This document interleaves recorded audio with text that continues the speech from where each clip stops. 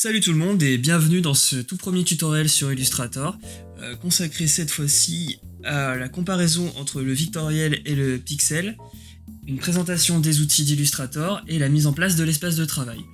Donc comme vous pouvez le voir, je fonctionne sur Illustrator CC 2014 et donc on va partir tout de suite sur une petite explication de la différence entre le pixel et le vectoriel. Alors tout d'abord, sachez qu'Illustrator est un outil qui travaille en vectoriel, comme je l'ai dit. Et en fait, la grosse différence entre les deux, c'est que les images bitmap ou pixels, ce sont des images numériques composées d'un tableau de pixels. Donc qu'est-ce que c'est qu'un pixel? Un pixel, vous le savez sûrement, c'est un petit carré. Donc là, par exemple, j'ai exactement la même image sur Illustrator et sur Photoshop. Et en fait, les images vectorielles sont des images composées d'objets géométriques individuels, donc des segments de droite, des polygones et des arcs de cercle définis par des attributs de forme, de position et de couleur. Donc ça fait que là-dessus, en pratique, si je zoome sur un objet comme ça, vectoriel, en fait, il va toujours garder le même niveau de détail. Et ça va nous être très pratique, je vais vous expliquer après pourquoi. Par contre, si je zoome sur un objet pixel, comme celui-ci, donc là, même s'il est bien défini, vous allez voir ici un petit crénelage. C'est-à-dire qu'en fait, l'image va être définie par des petits carrés. Et ça, en fait, une image pixel, donc on en a déjà parlé dans les tutoriels sur Photoshop, est définie par son nombre, sa résolution, son nombre de pixels par pouce, ou dpi, Dodge per inch, en anglais. Donc en gros, là on est à 300 pixels par pouce, donc c'est une résolution qui est à peu près correcte. En dessous de 150, ça commence à être un peu bas pour du A4. Si vous faites ça, c'est le truc à retenir. En dessous de 150, c'est bas. Donc voilà. Et ici, on est sur un élément vectoriel. Donc on va attaquer tout de suite avec les différents outils d'Illustrator. Et on va commencer par la barre de gauche. Donc je présenterai la barre de gauche et comment mettre en place la barre de droite. La barre de gauche, c'est la barre que vous avez de base sur Illustrator. La barre de droite, par contre, n'est pas forcément configurée comme ça. Donc je vais vous donner des astuces pour la configurer correctement et pour avoir les outils les plus utiles sur cette barre de droite. Donc sur la barre de gauche, vous avez les outils principaux. Donc vous pouvez soit la réduire pour qu'elle fasse toute la longueur, soit la mettre comme ceci. Donc l'avantage de cette version, c'est que vous avez le nuancier directement accessible ici. Enfin, vous avez tous vos outils directement accessibles. Bon, après c'est comme vous voulez, hein, évidemment. Donc les deux premiers outils, ça va être les deux outils principaux, les deux outils les plus utiles. Donc vous avez la flèche noire et la flèche blanche. Quelle est la différence entre les deux? Eh bien c'est très simple, je vais vous montrer. Donc admettons que je fasse ici un rectangle, voilà. Mon rectangle, il est composé donc de lignes externes, mais il n'a pas de fond. Et maintenant, je veux sélectionner donc ce rectangle, je clique comme ceci. Avec la flèche noire, ça me sélectionne tout l'objet. Voilà, comme ça. Et par contre, si je veux modifier des angles, comme vous le voyez ici, eh ben, ça modifie les angles. Par contre, si j'utilise la flèche blanche, là, vous allez travailler plus spécifiquement sur un côté, comme ceci. Vous voyez? Vous allez travailler spécifiquement sur ce que vous avez sélectionné. Là, je sélectionne une arête, je fais ça. Là, je sélectionne un côté, je fais ça. Et ça marche aussi pour les objets pleins comme celui-ci. Voilà. Donc faites bien attention à la différence entre la flèche blanche et la flèche noire. Et toujours, vous avez sélectionné quelque chose, vous voulez plus travailler sur cette chose-là, vous cliquez en dehors du dessin, donc soit sur votre espace de travail, soit en dehors de votre espace de travail. C'est des automatismes à prendre, mais une fois que vous les aurez, vous allez voir que vous allez travailler nettement plus vite. Donc très brièvement, j'en ai parlé, mais le nuancier se compose de deux choses sur Illustrator. Contrairement à Photoshop, vous n'avez pas la couleur de premier plan, la couleur d'arrière-plan sur Illu, et ça va être pareil sur InDesign par exemple. Vous avez l'avant qui est composé du fond, et l'arrière c'est le contour. Donc si vous cliquez ici, tac, l'arrière passe devant et inversement. Donc ça va vous permettre de travailler soit en priorité sur le contour, soit en priorité sur le fond. Donc le fond, basiquement, si je prends donc avec la flèche noire toujours pour sélectionner tout l'objet, comme ceci, si je prends cet objet, ben cet objet n'a pas de fond. Admettons, je veux lui mettre un fond noir, je clique ici sur le fond, je double-clique, et ça m'ouvre un nuancier, exactement le même nuancier que Photoshop, Illustrator du coup, InDesign, vous allez avoir le même nuancier sur tous les produits de la suite Adobe. Et je vais lui mettre un fond vert, donc j'ai dit que je voulais lui mettre un fond vert, donc je fais comme ceci, voilà. Au préalable, toujours, Normalement, vous devrez avoir la palette de couleurs. Si vous ne l'avez pas, il faut aller dans affichage, dans fenêtre, pardon, et cliquer sur couleurs. Donc fenêtre, c'est ce qui va vous permettre de paramétrer entièrement votre espace de travail. Là, je vais vous en parler juste après. Donc fenêtre, vous cliquez sur couleurs. Voilà. Si vous l'avez pas, il faut vraiment le mettre ici. Et donc en fait, au préalable, vérifiez bien dans ce petit menu déroulant ici que vous êtes en RVB. RVB, CMJN. Faites attention à ne pas être en niveau de gris. Si vous êtes en niveau de gris, vous n'allez pouvoir utiliser que des couleurs en niveau de gris, évidemment. Le RVB est très pratique. Rouge, vert, bleu, c'est pour l'affichage. CMJN pour l'impression. Et niveau de gris, c'est si vous voulez vraiment être que en noir et blanc. On va supprimer cet objet-là. Donc on a flèche noire, flèche blanche. Ensuite, on va essayer d'aller plus rapidement. Sur les outils, vous avez l'outil baguette magique. Donc c'est un peu comme l'outil sur Photoshop, sauf qu'il est un peu moins utile. C'est-à-dire qu'en gros, là par exemple, vous voyez, j'ai deux objets qui sont rouges. Si je clique sur un objet rouge, ça me sélectionne aussi l'autre objet rouge. Bon, vous pouvez aussi sélectionner le premier objet rouge, aller dans sélection, identique. Et là, vous avez plusieurs attributs qui vous permettent de sélectionner des objets identiques. Donc aspect par exemple, voilà, ça va me sélectionner tout ça, couleur de fond, ouais. Vous pouvez tâtonner, aller dans identique et trouver ce que vous voulez, hein, trouver votre bonheur. Ensuite, vous avez le lasso, donc comme sur Photoshop, ça permet de faire une grande sélection comme ceci. Bon, voilà. L'outil le plus important d'Illustrator, c'est l'outil plume. Donc là, par exemple, je définis un contour, je veux que ce contour soit noir, j'ai l'outil plume.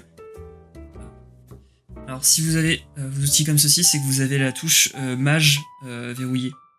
Vous déverrouillez et vos outils reviennent comme ceci. Donc c'est comme vous voulez, hein. C'est à l'ergonomie. Donc l'outil plume, on va beaucoup en parler dans les futurs tutos. Je ferai peut-être même un tuto spécifique sur cet outil parce qu'il est assez complexe à manier, mais une fois que vous avez réussi à l'appréhender, vous pouvez faire des trucs complètement dingues et voilà. Donc j'en parlerai plus précisément dans le tutoriel suivant sur la vectorisation. Mais là, pour l'instant, c'est pas le propos. Donc, l'outil texte, juste à côté, donc comme vous pouvez vous en douter, permet de faire du texte. Donc, si vous cliquez une fois comme ceci, vous pouvez faire du texte libre.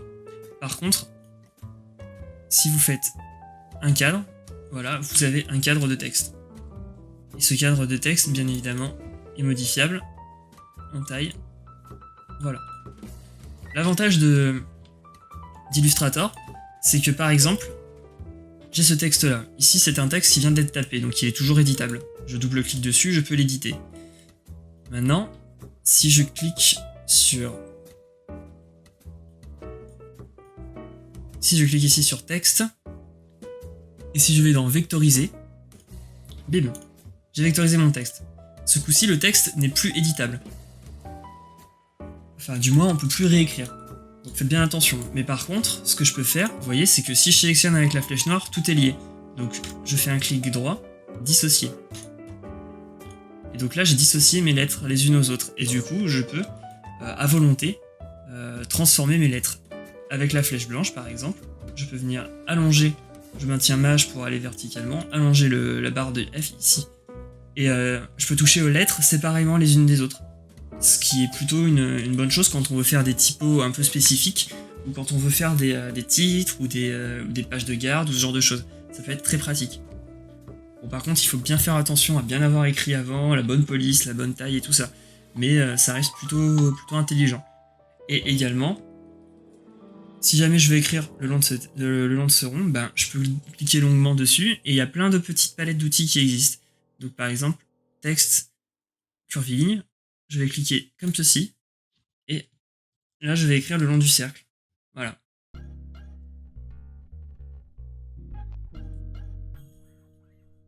Donc il y a plein de petits outils qui existent. Je vous conseille, pareil, la plume, plus ou moins poignée d'ancrage. Je vous conseille de tâtonner un petit peu, de vous ouvrir une page Illustrator et de commencer à jouer un peu avec les outils. Vous allez comprendre à quoi ils servent. Et ensuite, par la suite, dans nos tutoriels, nous allons voir plus spécifiquement comment on peut les utiliser en situation réelle. Donc ensuite vous avez l'outil ligne, donc basique, vous faites une ligne. Ici cette ligne n'a pas de contour, donc c'est normal, il faut lui en définir un. Voilà, contour, vous pouvez définir son épaisseur, c'est basique. L'outil carré, donc pareil, si vous cliquez Si vous cliquez longuement sur l'outil ligne, vous pouvez faire des arcs, des grilles, des spirales, ce genre de choses. Si vous cliquez longuement sur l'outil carré, vous pouvez faire des rectangles arrondis, des ellipses, des polygones, ce genre de choses. Donc une ellipse, c'est ce que j'ai fait là, c'est-à-dire qu'en gros vous allez faire une ellipse comme ça à main levée. Par contre si vous maintenez mage, c'est pareil pour les rectangles. Si vous maintenez mage, vous allez faire un cercle. Si vous maintenez mage, quand vous avez l'outil rectangle sélectionné, vous allez faire un carré. Ça c'est des petits trucs à savoir. Ça peut être pratique. L'outil pinceau, donc avec une brosse, ici vous définissez votre brosse. C'est assez pratique, ça vous permet de dessiner comme ça en vectoriel.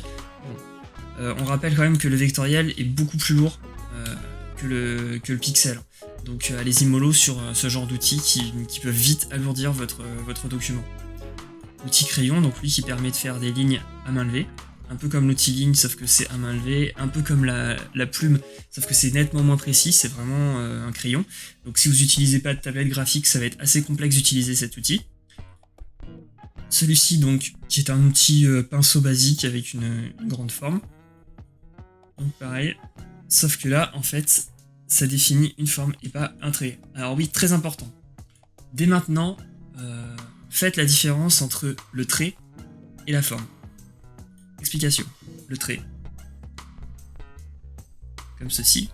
Donc je lui mets un contour, voilà, de 1 pixel. Et la forme. Comme ceci, qui est à peu près le même contour.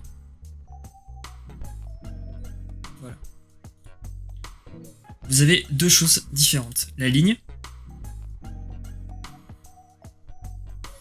va être éditable comme ceci, c'est-à-dire que avec la flèche blanche, je vais prendre le bord comme ça et je vais faire ça.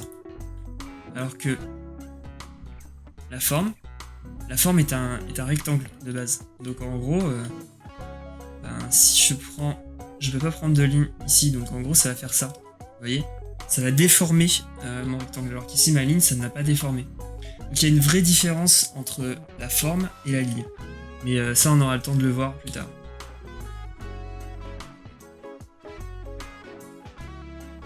Voilà. Donc on en était à la gomme.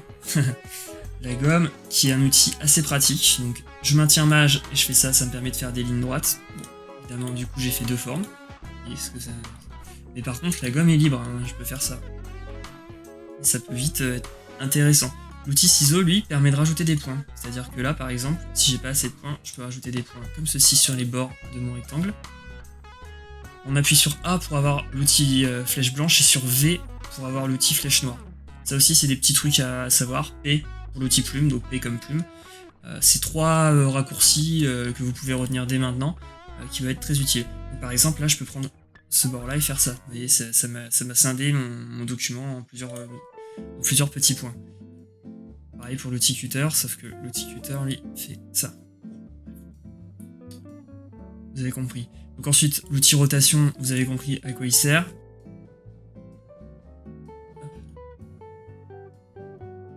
Je sélectionne un objet.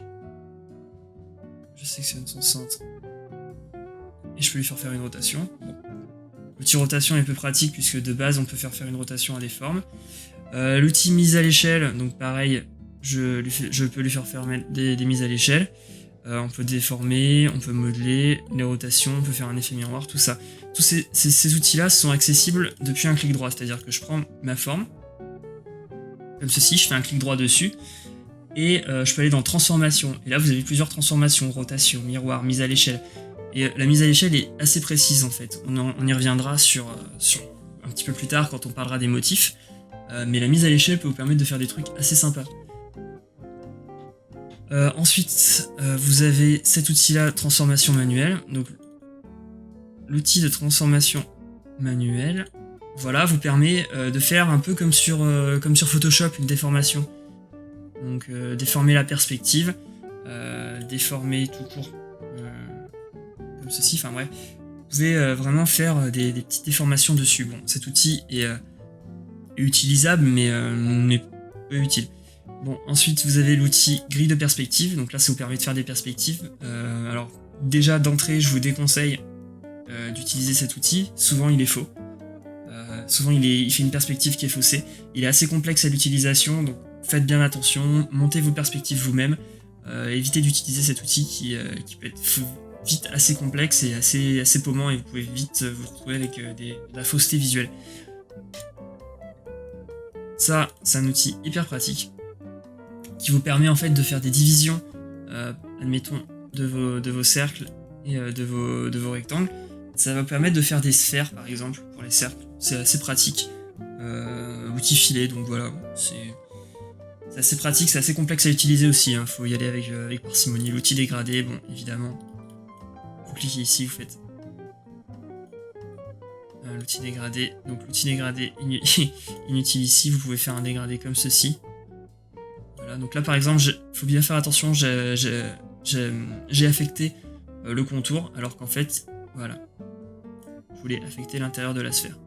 L'outil dégradé en fait vous permet de transformer votre dégradé, c'est-à-dire que vous pouvez l'éditer normalement, et ça va vous permettre de vraiment travailler précisément sur ce dégradé là.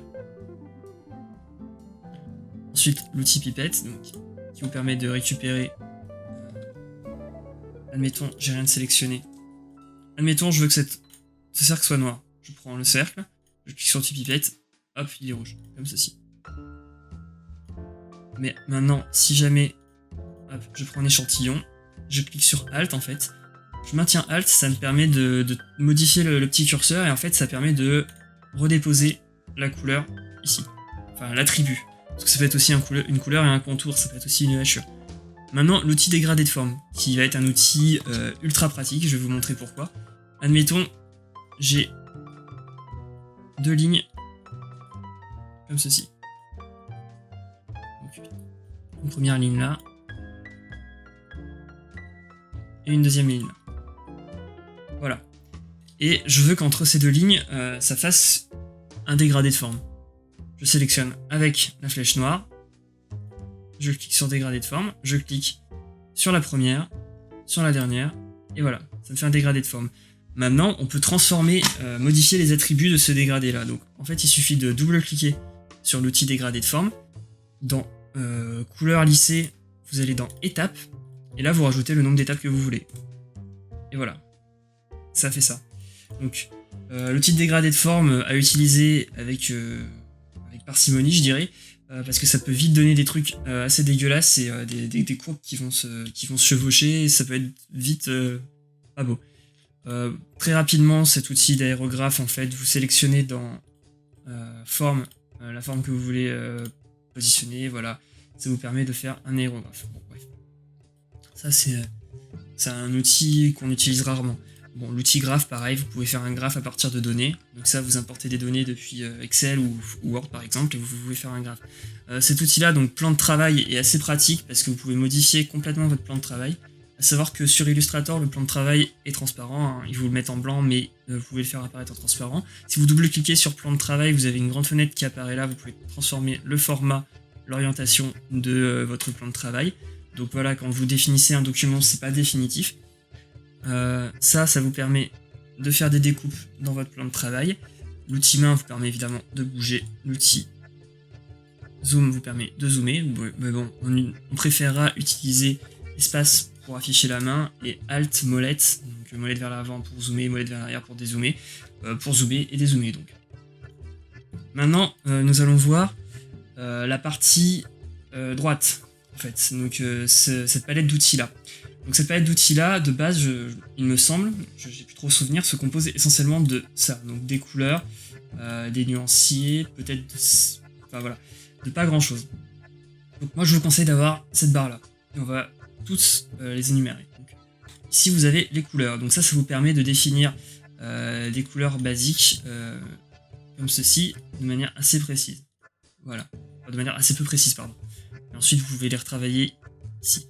Là, vous avez les deux couleurs de base, noir, blanc et sans couleur. Et là, vous avez le code. Vous pouvez taper directement les codes de couleurs, sachant que tous les codes de couleurs sont analogues, sont les mêmes entre tous les produits de la suite Adobe.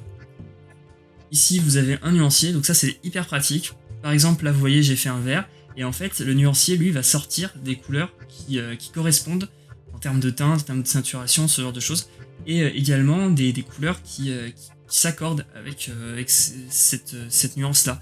Donc en fait, ça vous permet, quand vous faites de la cartographie par exemple, vous allez définir une couleur de base et vos autres couleurs, avec ce nuancier-là, ce guide de couleurs, vont être,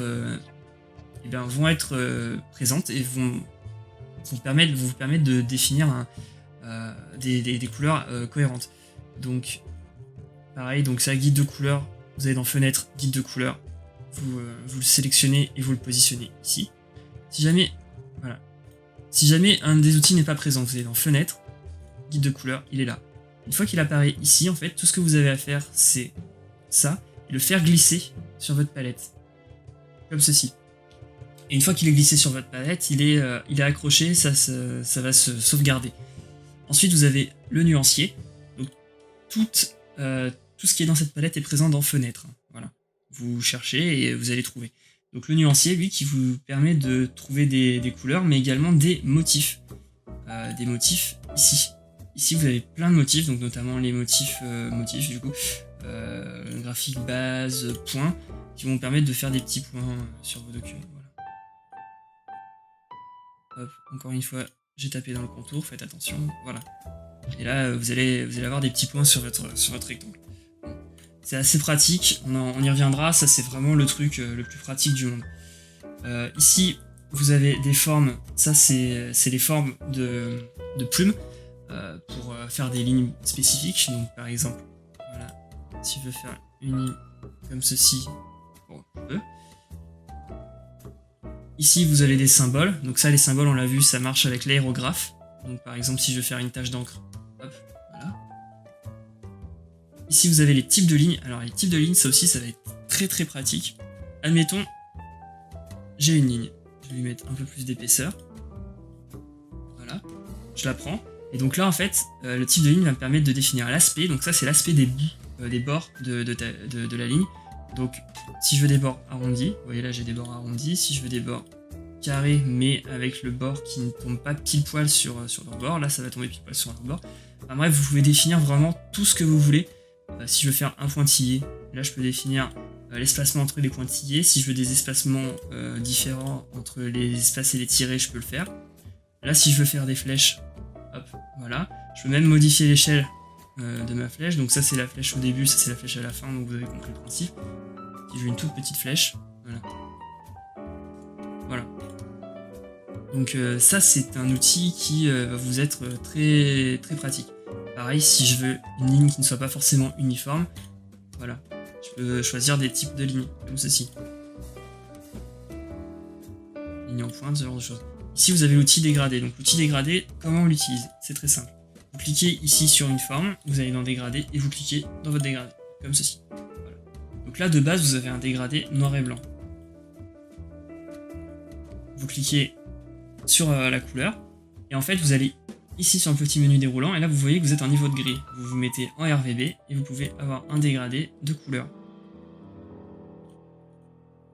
Et c'est exactement le même principe. RVB. Là, je vais mettre un bleu. C'est exactement le même principe que sur Photoshop. C'est-à-dire vous pouvez modifier la médiane, vous pouvez modifier l'angle, linéaire ou radial. Voilà. C'est exactement le même principe que sur Photoshop.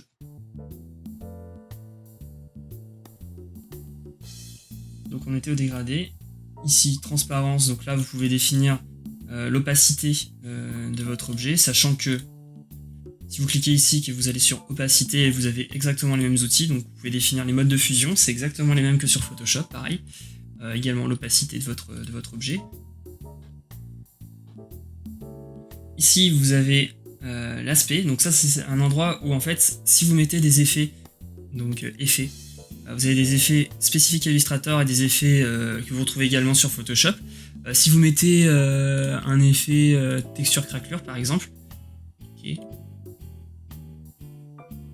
sur cet objet, donc voilà, vous voyez qu'il a une craquelure, et bien vous allez retrouver cet effet ici, et vous pouvez le désactiver. Vous pouvez le modifier, vous pouvez faire désactiver, comme ceci, ou le supprimer même, carrément. Hop. Donc, supprimer en faisant glisser dans la petite poubelle, comme ceci. Ça, c'est ce qui va vous permettre de gérer vos racks d'effets. Ensuite, ici, vous avez les styles graphiques, donc ça, c'est un peu utilisable. Les calques, la palette de calque. Donc la palette de calque qui est l'outil le plus important que vous devez absolument avoir sur vous. Donc vous pouvez définir des calques, c'est exactement comme sur Photoshop, sauf que contrairement à Photoshop, dans Illustrator, les objets sont édités par objet et non pas par calque. C'est-à-dire qu'en gros, si j'ai plusieurs objets dans un calque, comme ici par exemple, je vais pouvoir les bouger séparément les uns des autres. C'est un peu la petite particularité, il faut y faire gaffe parce que c'est pas du tout comme sur Photoshop. Par contre, si je mets cet objet, donc ici là, il est sélectionné, je le fais glisser comme ceci, maintenant il est dans le calque rouge, je peux verrouiller le calque. Voilà. Donc prenez l'habitude de verrouiller les calques que vous n'utilisez pas, parce que vous voyez, là par exemple c'est sur un autre calque, les deux sont sur des calques différents, je peux quand même les sélectionner sans aucun problème. Donc les calques que vous ne travaillez pas, prenez l'habitude de les verrouiller, ou même de les masquer. Il n'y a pas de souci à faire ça. Ici vous avez le plan de travail, donc vous pouvez par exemple rajouter un plan de travail. Ça peut être pratique si vous faites de l'édition. Ici, la transformation d'objets. Donc pareil, très pratique. Vous avez exactement le même outil ici dans transformation quasiment. Et alors là, vous avez alignement. Alignement qui est un outil que vous devez absolument avoir sur vous. Donc admettons, j'ai ce cercle. Ce cercle est paumé là-bas au milieu de nulle part. Et je veux le mettre pile au milieu de la feuille. Et bien je vais aligner sur le plan de travail. Je sélectionne le cercle. Je fais milieu horizontal et milieu vertical. Et là, vous pouvez être sûr que votre objet est au milieu de la feuille. Si jamais je veux que cet objet soit au milieu de ce rectangle, eh bien je vais sélectionner les deux objets, aligner sur objet clé, je sélectionne ce rectangle comme objet clé, et ici je vais faire comme ceci. Et voilà.